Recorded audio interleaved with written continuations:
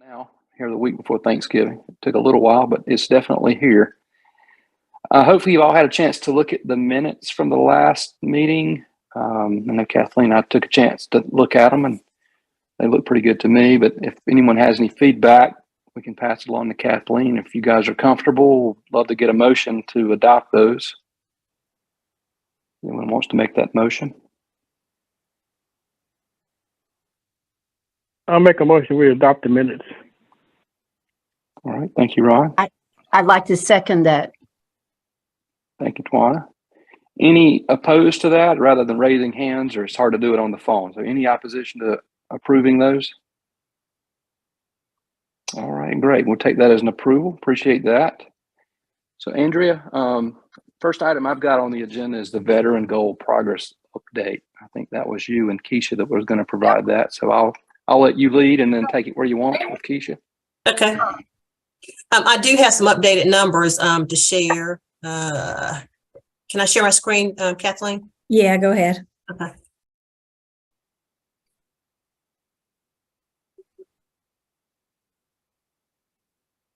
Okay, so these are hot off the press.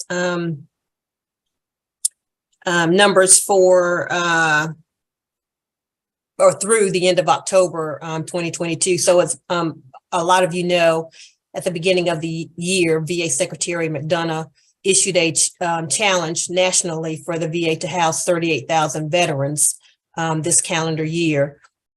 So these numbers reflect where we are locally at the Salisbury VA through October. Salisbury's individual goal was to house at least 353 veterans this year. Currently, we are at just a little bit over 81% of our goal. We are at 288. We've got 65 remaining veterans that we need, at least that many that we need to try to house before the end of the year if we're going to reach our local goal. And then I've got the numbers nationally as well. Nationally, it looks like we're on track to reach that goal of 38,000 veterans, permanently housing 38,000 veterans. And we're currently at 90, a little bit over 90% of that goal. 34,000, a little bit over 34,000 veterans who have been housed nationally. So looks like we're on track to reach that goal nationally. Got some more work to do here locally. And we're locally here at the VA, we're trying to make sure that our data is reflective of the work that we're actually doing. So we're having social workers to go back and make sure they're entering data in real time so that we can have more accurate numbers, hopefully by the next reporting period. So just wanted to share that update. Okay, great. So close to goal. It looks like we could be right on it by the end of the year. Hopefully so. We're close to goal, and I was talking with SSVO folks today. We have 6 or 7 folks we hope will get into housing in the next couple of weeks. Mm-hmm. And we've got several folks who are in HUD-VASH that are pending their inspections, so hopefully they'll be moving in pretty quickly as well. So we'll see. Okay, great. Thanks for that update, Keisha. No problem. Good progress. Anything else on that, Nope. Keisha or Andrew? Okay. All right, great. We'll move to the next topic. We'll skip over the Housing Justice Act presentation. Maybe we'll come back to that, or is that item going to drop off the agenda? I think that's going to drop off. I didn't ever hear back from Adolfo. Okay. I can't hold him responsible. No problem. Well, we'll move to the next topic here, which was racial equity presentation. I think Sophia Russell had joined. I think we'll turn it over to you, Sophia. So thank you. Thank you. I'm using a headset. I just wanted to make sure that you all can hear me. So I'm just going to say some things. Okay, awesome. All right, here is the presentation.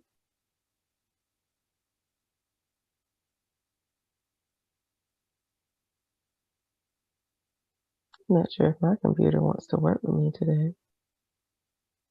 We can see you can see the PowerPoint. Mm-hmm. Yeah, see, it's frozen. Give me 1 second. I apologize for that. I see you have a Halloween theme color scheme. Yeah, it was Laura's idea. I went with it. It worked for me. Yeah.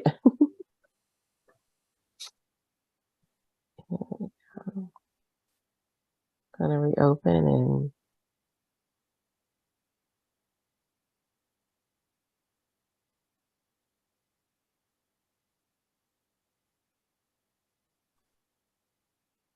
make sure this is what, yep.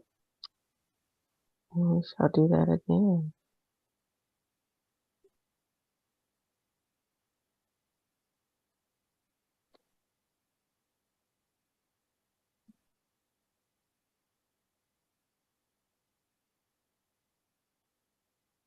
Okay, it's back up. Awesome. Well, thank you all so much for your time. I will be doing both parts. I know Laura Lama and I had split the presentation up. And so any deep dive into the data, that's not my wheelhouse. So I'll go ahead and preface that. But I definitely will make sure that if any questions come up for you all, that you get your answers for them.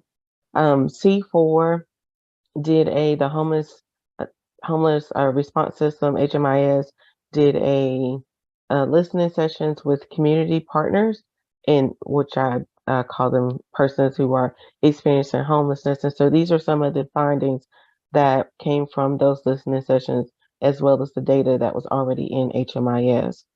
So there were 3 different sessions that I conducted. Of those sessions, there were 16 persons. It ended up being half and half, so half cisgender male persons, and then half 8 cisgender female persons. The majority were African American.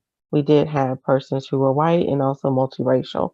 And then this word cloud that you see is just from all of the feedback that was given. I just clumped it into a word cloud just to see what would pop up. And I love the fact that it just says people just help people is what stood out for me from this word cloud.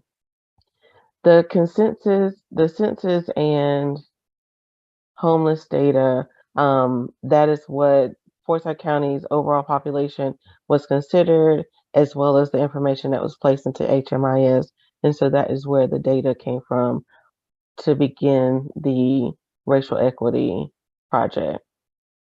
And so putting the pieces together, using the comments from the community members, we had 3 particular findings that we pointed out. The first was differences between the census and HMIS data. What we find was that there's a need for us to plan for inequities.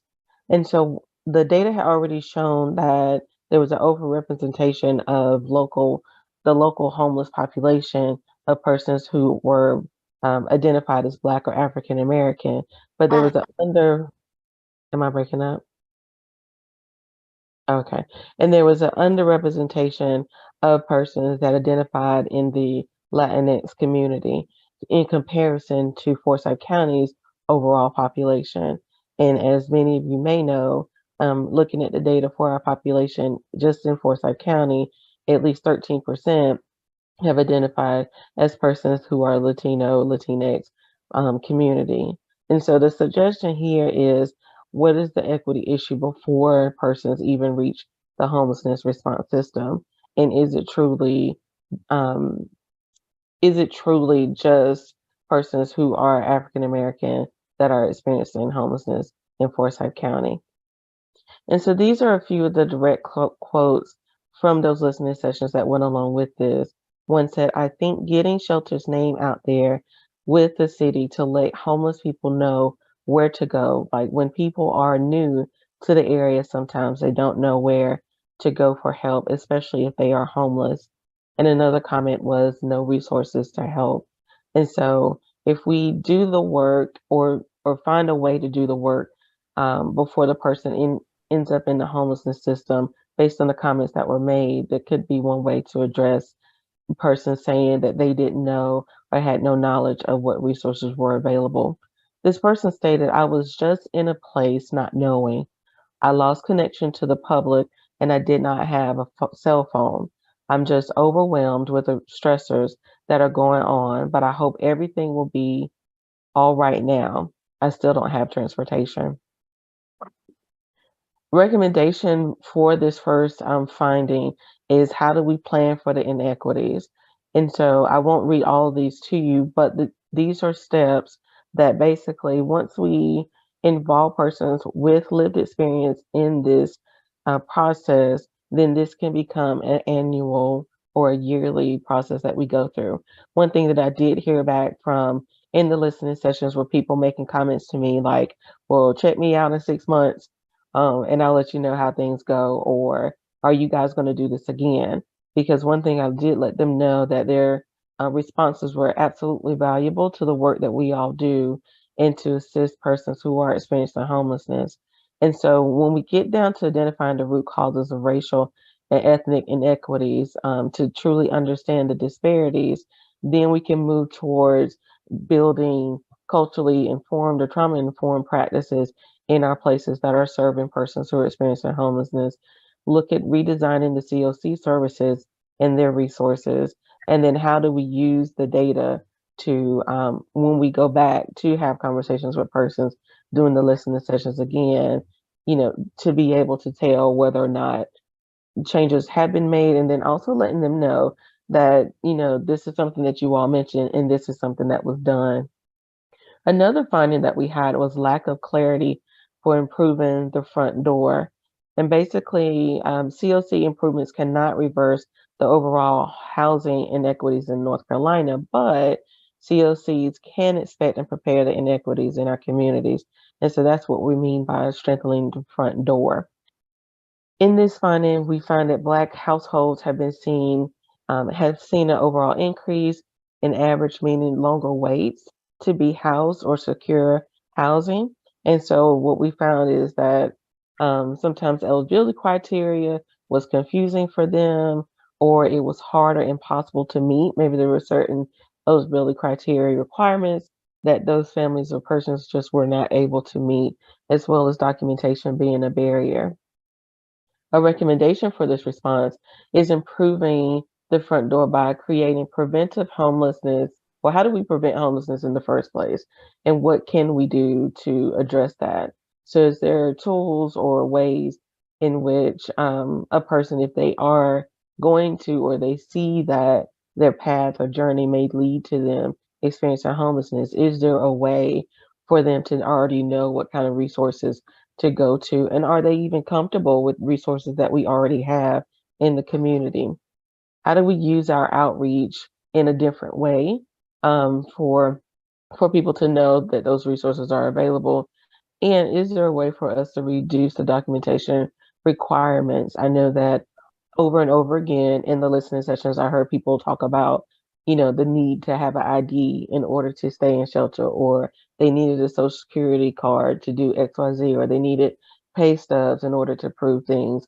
And they felt like that was just a way to stall them from getting housing, or a way for them to stay in the place that they were in.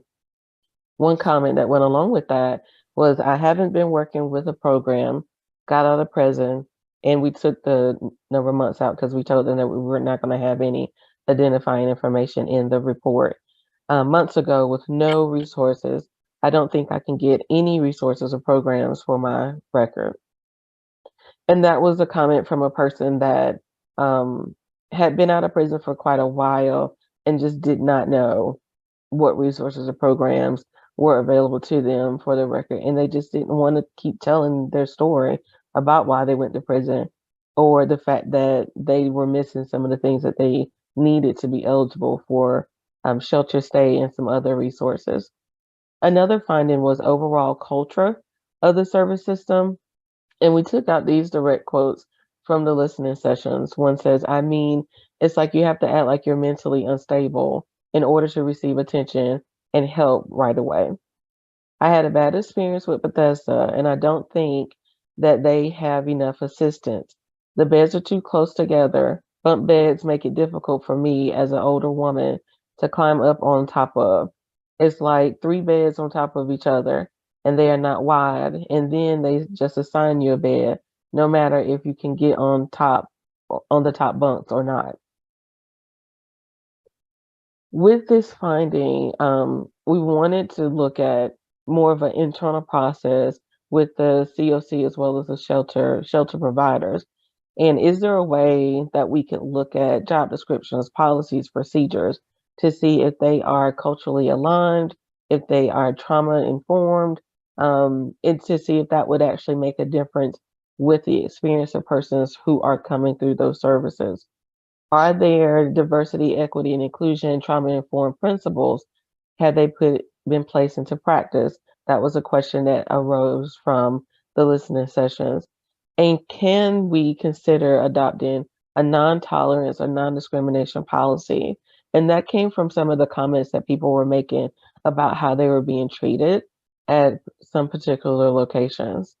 And then develop key partnership relationships so that people will know that if they go to, for example, Citywood Dwellings, automatically from that one partner, they can connect them to other key partnership places that they need service for. And can we make that a little bit clearer?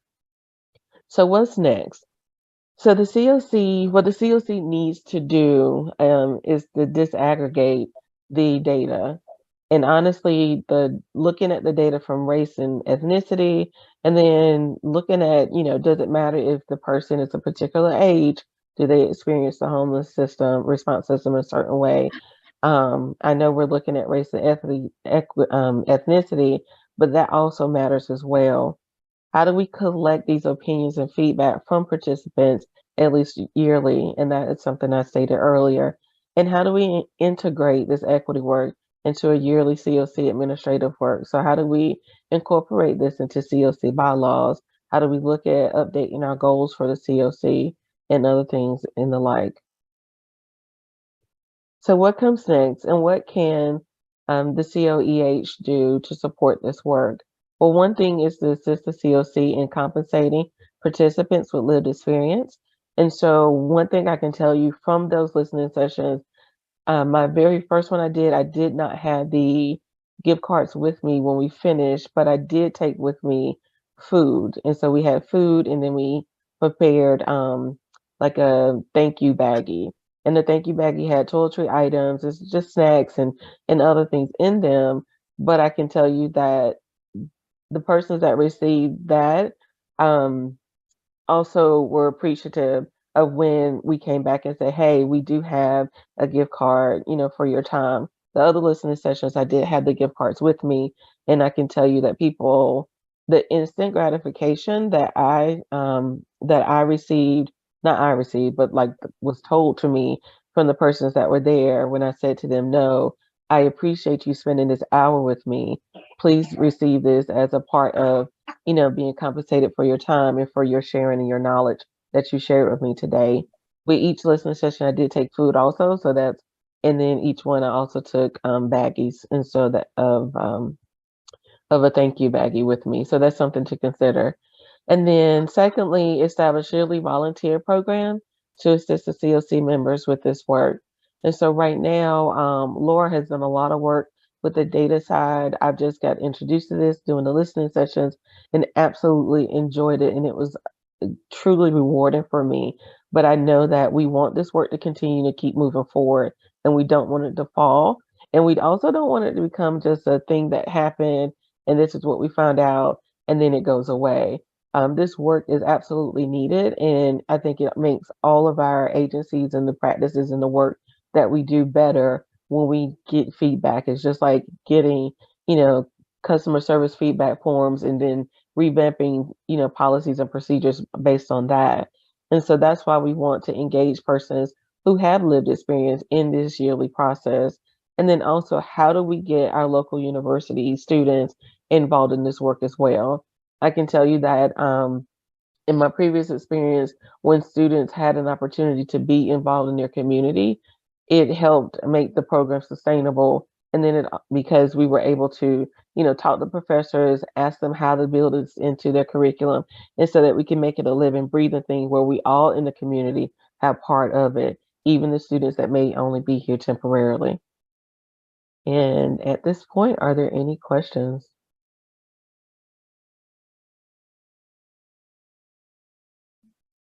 Presentation. Thank you. I've got one question, comment. Part of the inequity with the numbers, it may be essentially within the Latin communities within the African American communities. Part of the difference may be either A, finances, or B, just part of the core cultures involved. It may be that, Latinx community is underrepresented because it may be that they tend to have larger households. And if somebody doesn't have the money, they have 16 different people that they can be living with. I'm not sure how much that's a factor, but that may be part of it. Yeah, and Robert, to your point, one thing that we talked about in looking at the information is, even during hit count and then other opportunities where we do, engage to see who is experiencing homelessness, just being sure that we do have persons who speak different languages, and then also having trainings with staff and then also other persons, so that when we are going out into the community, we're going out with an open eye and open ears to hear what's really happening out there with persons who are experiencing homelessness.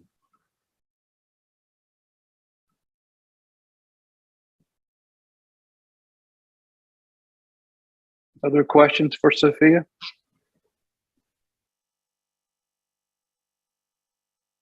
All right. Well, thanks again, Sophia. Appreciate you joining. Appreciate the information. Yeah, thank you all. Okay, let me get back to my agenda here. So, Andrea, I had last thing I had, and I know we need to go back and look at the new member. In fact, why don't we do that now? So, Andrea, can you reach out to Ruth real quick and see if she's joining? Because when she, okay. Okay, so I think there was a member, Sharika, that you wanted to talk about for one of the committees. Yes, so we have one individual who has reached her time limit. Well, we have an individual who has reached their time limit for the rating panel. So they did extend their time during COVID due to us not being able to locate new members.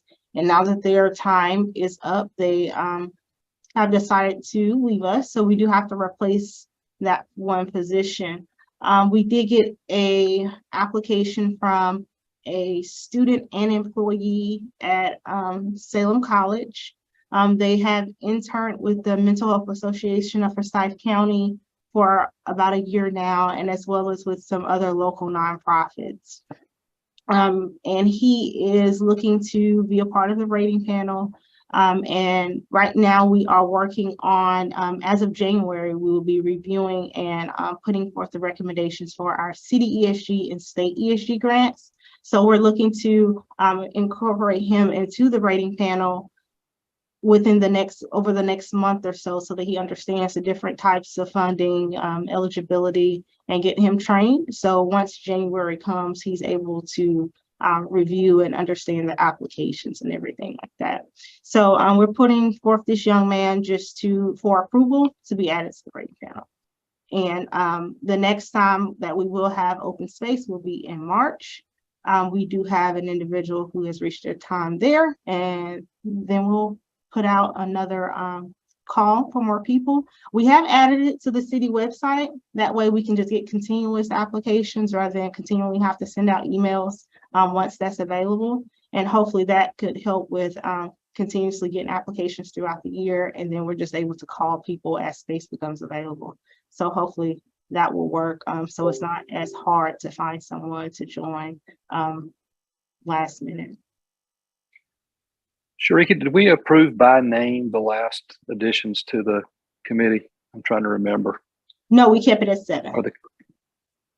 But did we approve it, the people by name? I know you mentioned. No, we don't usually release the names. Okay. We haven't before, but do you want to, or? No. It's not necessary for me if that's not protocol. But what you're telling us, his background's been assessed, his experience is assessed, and he's being recommended based on that assessment. as being qualified. Yes. Okay. And we just need approval from you guys to extend him that offer. All right. So is there a motion for that approval?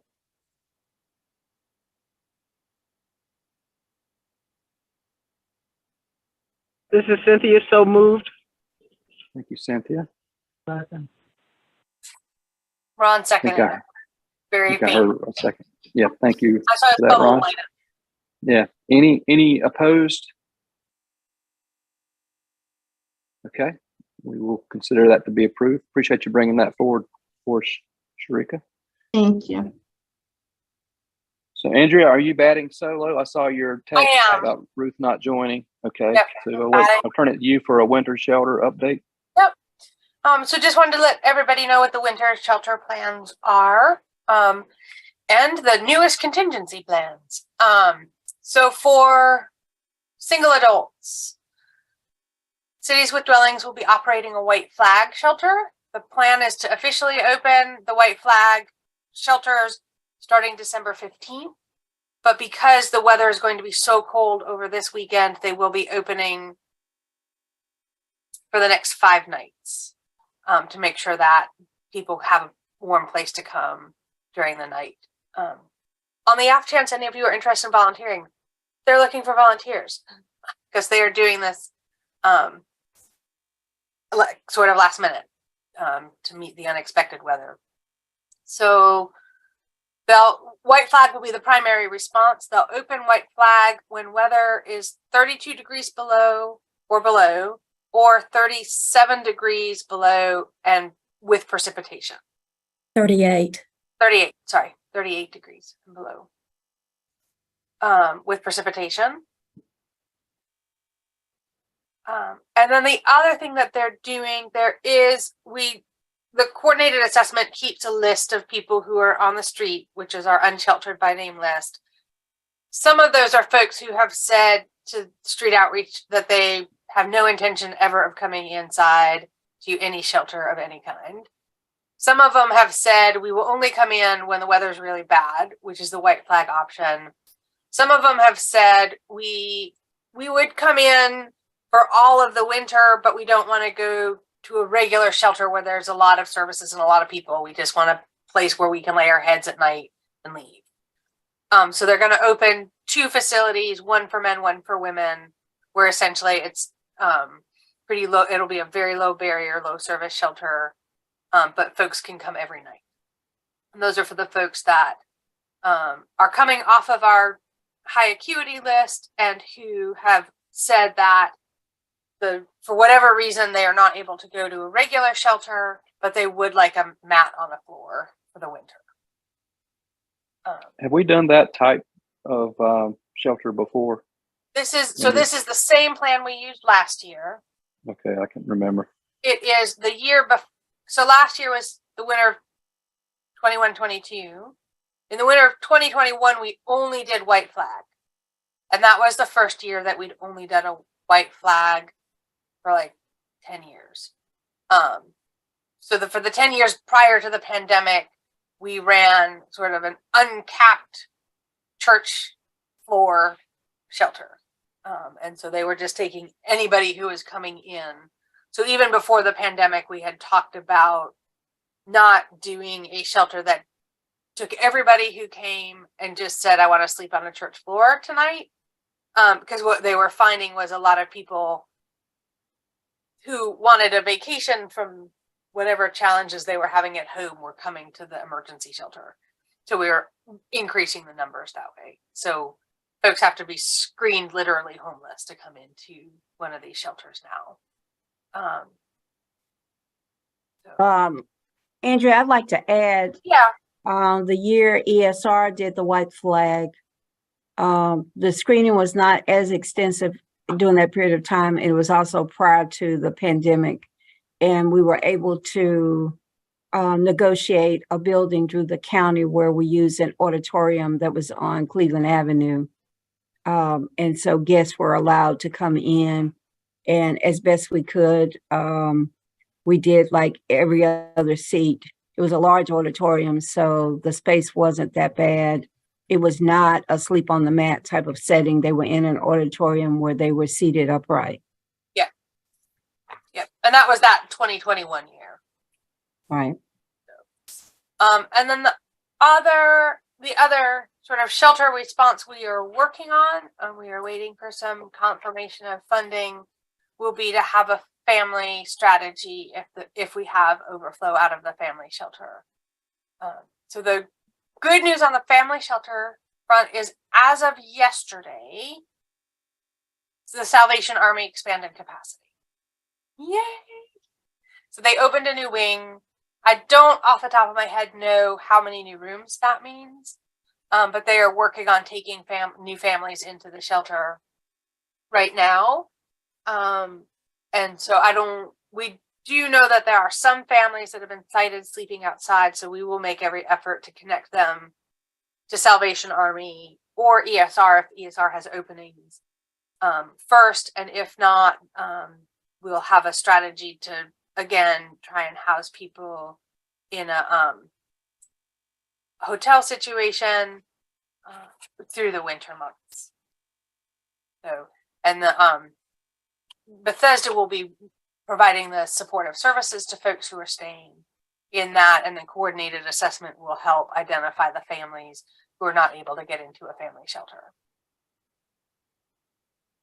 So those are the winter plans. Any questions about them?